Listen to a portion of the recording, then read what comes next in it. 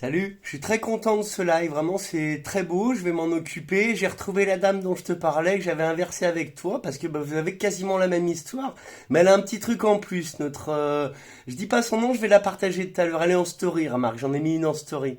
Et ouais, tu te rends compte, la vidéo, essaye de la partager à tes amis qui sont concernés, qui ont vu des trucs. 4 vues, je crois. Regarde, je crois que c'est 4 ou 5 vues.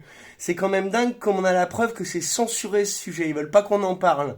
Les autres, c'est un peu pareil, hein. Même celle qui a 300, là où j'ai mis toutes les images de la US Space Force, tu vois qu'ils l'ont mis dans les pourtours, ils ont dû faire l'erreur. Il n'y a pas de like. Les gens aussi sont hermétiques à ça, comme je te disais en live.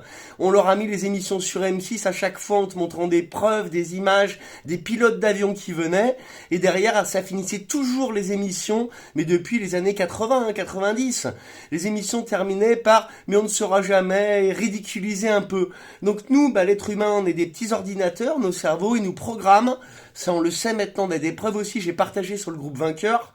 Et ils nous mentalisent à, après, même entre nous, se refuser si on n'est pas dans la ligne qu'ils ont montré à la télé. Voilà, donc la science-fiction, oui, pour se faire peur ou rêver, mais voir la réalité comme elle est, les gens refusent. Mais quand ils vont plus refuser, tu vas voir.